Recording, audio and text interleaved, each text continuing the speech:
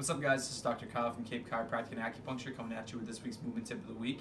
This week we're going to talk about a few things regarding wrist pain and aches, as well as wrist pain with movements such as push-ups or kind of any sort of handstands, anything of that nature. This is relevant to pretty much everyone, people who like to work out, people who like to do yoga, people who are working at a desk all day, because a lot of these issues are seen in all of these realms, and they kind of overlap and translate.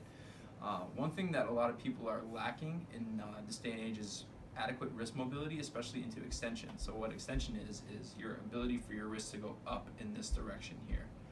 Now, from activities of daily living like typing, gripping, texting, or if you work out a lot of grip intensive movements, with a kettlebell or whatever it may be, can really increase some of the tension and tone through the musculature in your forearm, specifically a lot in this part, the flexor part of your forearm, but really both sides. So today I want to show you guys a few ways to help manage any sort of wrist aches that may occur, especially when you get into a loaded position that might increase the discomfort in the wrist here.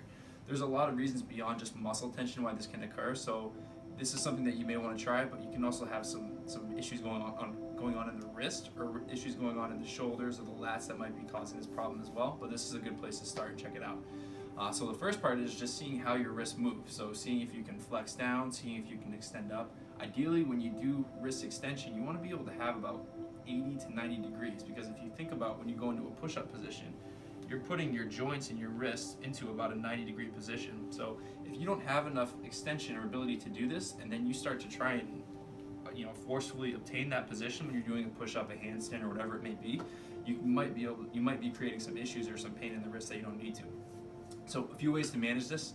I'm a firm believer in taking care of your tissues and all that. You don't have to spend a ton of time doing things like foam rolling or anything like that. A couple minutes here and there, but it can be very helpful to help warm up the tissues and create a little pliability. This tool in particular, not everyone may have, but a lot of people have a pizza dough roller or things like that at the house. Try that out. A lacrosse ball could be helpful as well, and a foam roller if you have one.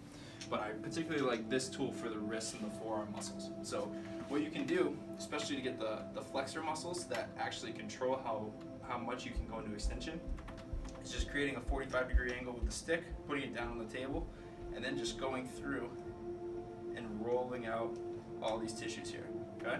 You don't really want to feel any sort of nervy or numbness, tingling sensations, so if you do, don't hang out in that spot, okay?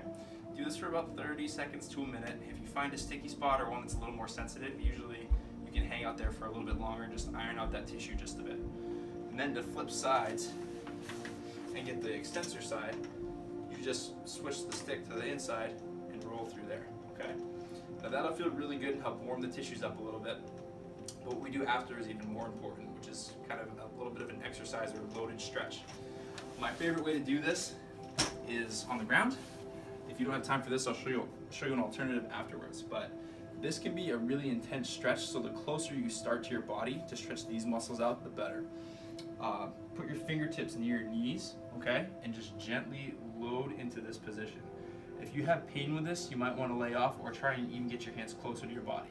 But if you can tolerate walking your hands out a little bit and then simply rocking backwards, you're going to feel a really, really nice gentle stretch through the areas that may be limiting your ability to extend through your wrist. So you feel a nice gentle stretch through there.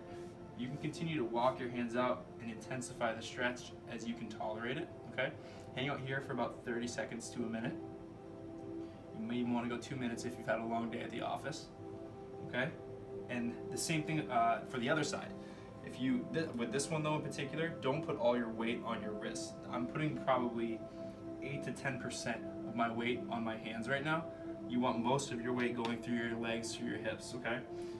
And all you have to do with this one is, again, gently rock backwards this way, okay?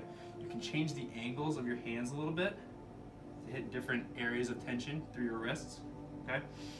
These are two very, very effective ways to help open up the wrists, especially before going and doing some push-ups, before you're going to get a nice workout in that might do some front squats, or if you're just working at an office all day and you use your fingers and your wrists and elbows all day. When you're doing those two movements, try and keep your elbows as straight as you can.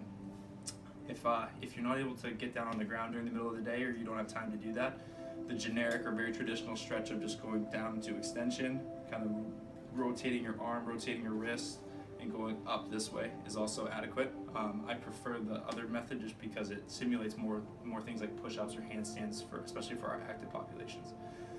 Give this one a try, guys, and have some fun, and I hope you have some healthy and happy wrists. Thank you.